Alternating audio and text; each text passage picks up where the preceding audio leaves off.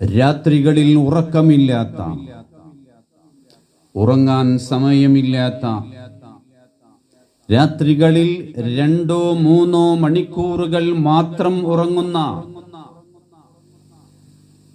14, 16, 18 മണിക്കൂർ ജോലി ചെയ്യുന്ന ആളുകൾ വിദേശ രാജ്യങ്ങളിൽ എൻ്റെ അറിവിൽ തന്നെ യഥേഷ്ടമുണ്ട്.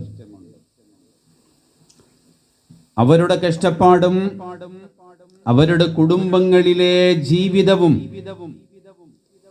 ഒന്ന് താരതമ്യം ചെയ്തു നോക്കുമ്പോൾ എന്നെ സംബന്ധിച്ചിടത്തോളം പ്രയാസമുണ്ടാക്കുന്ന, പ്രതിസന്ധി ഉണ്ടാക്കുന്ന കാര്യമാണിത്.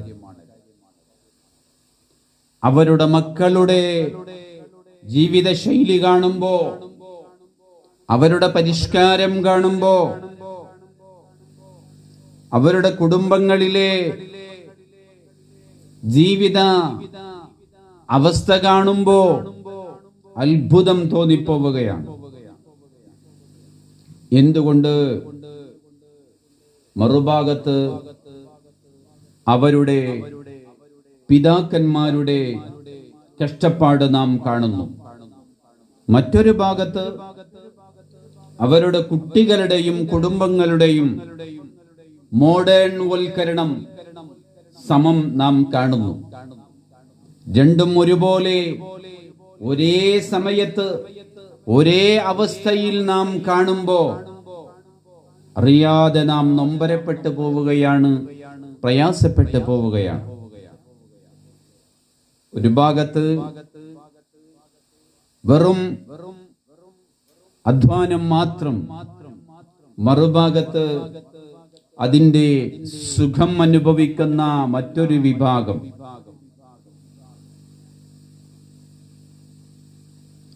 അതിർത്തിയില്ലാത്ത അനാചാരങ്ങൾക്കും അതിർത്തിയില്ലാത്ത പരിഷ്കാരങ്ങൾക്കും അതിർത്തിയില്ലാത്ത അന്ധമായ ജീവിതങ്ങൾക്കും ഇത്തരം സഹോദരന്മാരുടെ രക്തവും വിയർപ്പും മൂല്യവും വിധേയമാകുന്നു എന്ന് വരുമ്പോ, മനുഷ്യൻ എന്ന തലത്തിൽ നിന്നുകൊണ്ട്, മനുഷ്യ മനസ്സുകൊണ്ടത് ചിന്തിക്കുമ്പോ വേവലാതിയും വെപ്രാളവും വിഷമവും തോന്നിപ്പോകുന്നു എന്ന് മാത്രം. നമ്മളൊക്കെ വലിയ സംസ്കാരത്തിന്റെയും പരിഷ്കാരത്തിന്റെയും ആളുകളല്ലേ?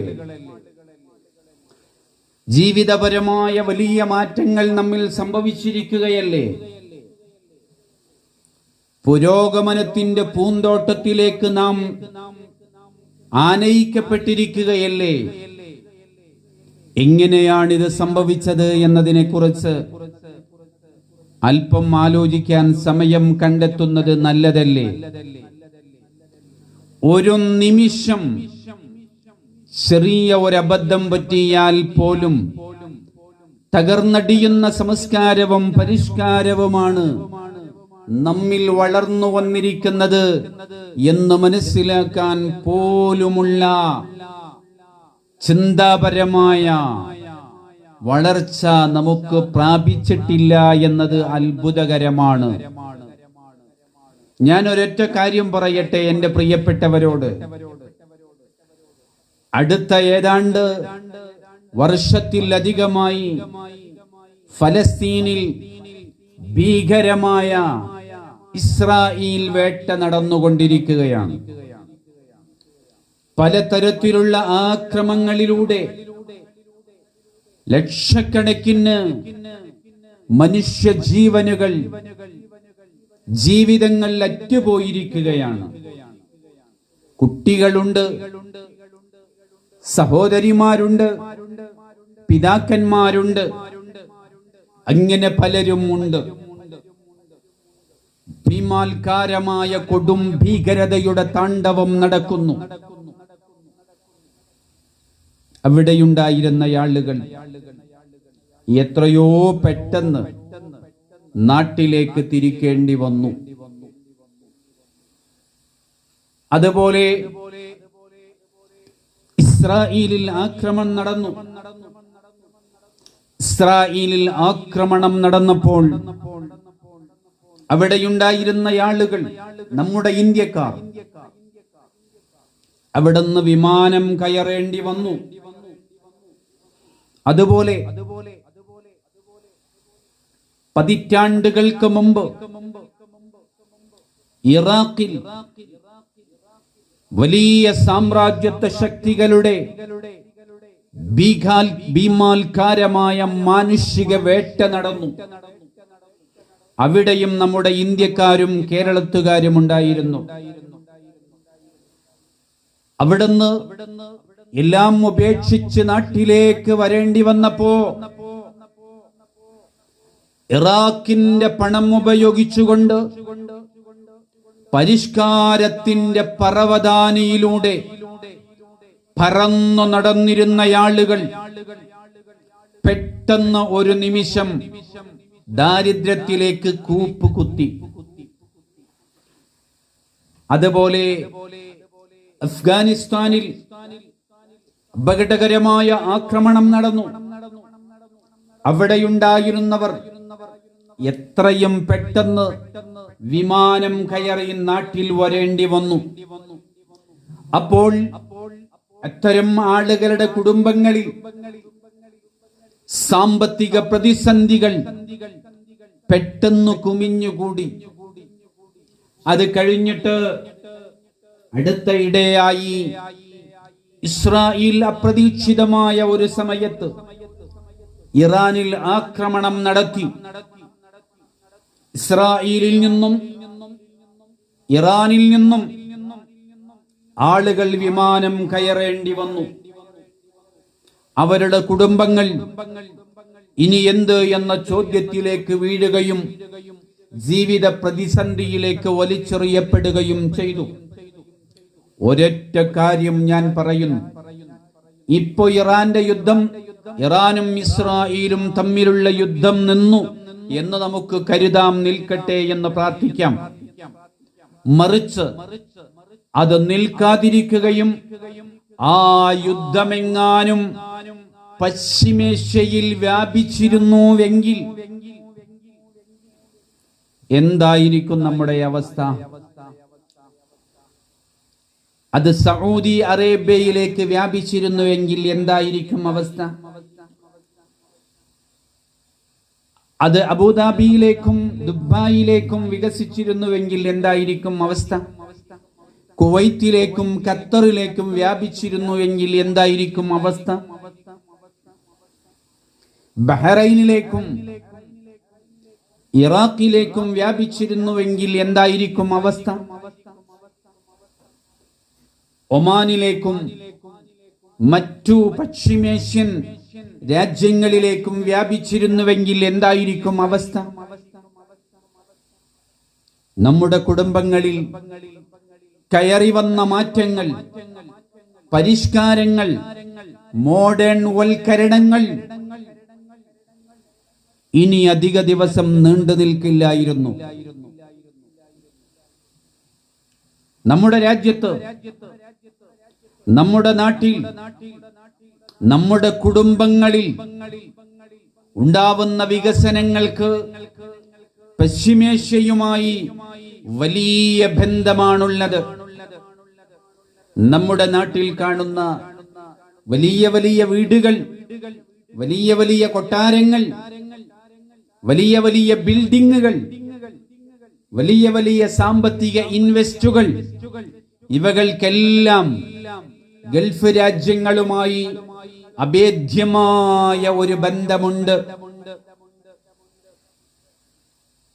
നമ്മുടെ എല്ലാ പുരോഗതികളും ഇല്ലായ്മ ചെയ്യാൻ ഇപ്പോൾ നടന്ന ഇസ്രായേൽ ഇറാൻ സംഘർഷം ഒന്ന് നീണ്ടു നിൽക്കുകയും അതൊന്ന് വ്യാപിക്കുകയും ചെയ്തിരുന്നു എങ്കിൽ നമ്മുടെ എല്ലാ സാമ്പത്തിക പുരോഗമന സ്വപ്നങ്ങളും തകർന്നു തരിപ്പണമാവുകയും മോഡേൺ വൽക്കരണം കൊളുത്തിടപ്പെടുകയും ചെയ്യുമായിരുന്നു.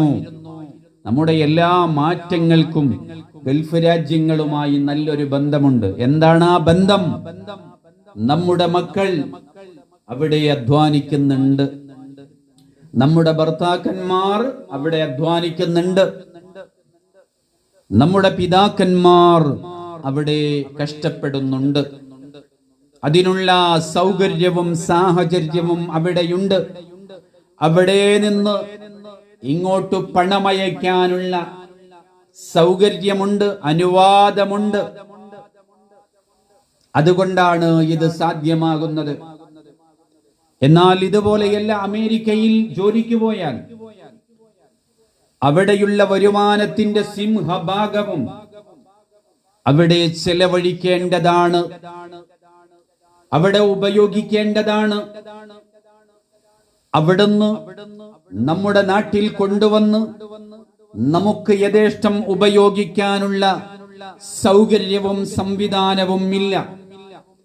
എന്നാൽ പശ്ചിമേഷ്യൻ മുസ്ലിം കൺട്രീസിൽ ജോലിയെടുക്കുന്നവർക്ക് അങ്ങനെയല്ല. നിങ്ങൾക്ക് കച്ചവടം ചെയ്ത് കാശുണ്ടാക്കാം, ജോലിയെടുത്ത് കാശുണ്ടാക്കാം, നിങ്ങൾക്ക് പറ്റുന്നത് നിങ്ങൾക്കിവിടെ ഇൻവെസ്റ്റ് ചെയ്യാം, അതിലൂടെ നിങ്ങൾക്ക് സാമ്പത്തിക വളർച്ചയുണ്ടാക്കാം. അത് നിങ്ങൾക്ക് നിങ്ങളുടെ നാടുകളിൽ കൊണ്ടുപോയി ഉപയോഗിക്കാനുള്ള സൗകര്യവും സംവിധാനവും അനുവാദവും ഉണ്ട്. അതുകൊണ്ടാണ് നാം ഇവിടെ മനോഹരമായി ഇങ്ങനെ പരിഷ്കരിച്ചു കൊണ്ടിരിക്കുന്നത്. മോഡേൺ വൽക്കരണത്തിലേക്ക് നാം വളരുന്നതിന്റെ പുറകിൽ വിദേശ രാജ്യങ്ങളിൽ നിന്ന് സ്വതന്ത്രമായി ഒഴുകുന്ന പണത്തിന് വലിയ ഒരു പങ്കുണ്ട്. നാം ആലോചിക്കണം, നാം ചിന്തിക്കണം. അതുകൊണ്ട് എൻ്റെ പ്രിയപ്പെട്ടവരോട് എനിക്ക് പറയാനുള്ളത്, നമ്മൾ മാറി ചിന്തിക്കണം, നമ്മൾ മാറി നടക്കണം. തിരിഞ്ഞു നടക്കേണ്ടി വന്നാൽ തിരിഞ്ഞു നടക്കാൻ നമുക്ക് കഴിയണം. വിദേശ രാജ്യങ്ങളിൽ കഷ്ടപ്പെട്ട് പണമുണ്ടാക്കിയിട്ട് നമുക്കയച്ചു തരുന്ന മനുഷ്യന്മാരെ കുറിച്ച്, നമ്മുടെ പിതാക്കന്മാരെ കുറിച്ച്, സഹോദരന്മാരെ കുറിച്ച്, നമ്മുടെ മക്കളെ കുറിച്ച് നമുക്കൊരു കാഴ്ചപ്പാടും നിലപാടും ഉണ്ടായിരിക്കണം. നിലവാരം പുലർത്തണം, അവരോട് കൂറു പുലർത്തണം, അവർക്ക് വേണ്ടി പ്രാർത്ഥിക്കാൻ, അവർക്ക് വേണ്ടി നിലകൊള്ളാൻ നമുക്ക് കഴിയണം. അല്ലാതെ നമുക്ക് യഥേഷ്ടം പണം വരുന്നുണ്ട്, യഥേഷ്ടം ഉപയോഗിക്കാൻ കഴിയുന്നുണ്ട്, അതുകൊണ്ട് യഥേഷ്ടം സ്വതന്ത്രമായി ധൂർത്തരായി ജീവിക്കാം എന്ന് നാം കരുതരുത്. മാറുന്നതിനെ കുറിച്ച് ചിന്തിക്കണം. അയച്ചു തരുന്ന പണത്തിൽ നിന്ന് ഭാവിക്ക് വേണ്ടി സ്വരൂപിക്കാനുള്ള സംവിധാനവും സൗകര്യവും ചിന്തയും നമുക്കുണ്ടാകണം. എന്നിട്ട് ആവശ്യവും അനാവശ്യവും അത്യാവശ്യവും വേർപ്പെടുത്തി വിദേശത്തു നിന്ന് വരുന്ന പണം ഉപയോഗിക്കാനുള്ള തന്റെ ഇടവും പക്വതയും നമുക്കുണ്ടാകണം. മോഡേൺ വൽക്കരണമല്ല നമുക്ക് ആവശ്യം, ഭാവിയുടെ സുരക്ഷിതമായ നിലനിൽപ്പാണ് നമുക്ക് ആവശ്യം.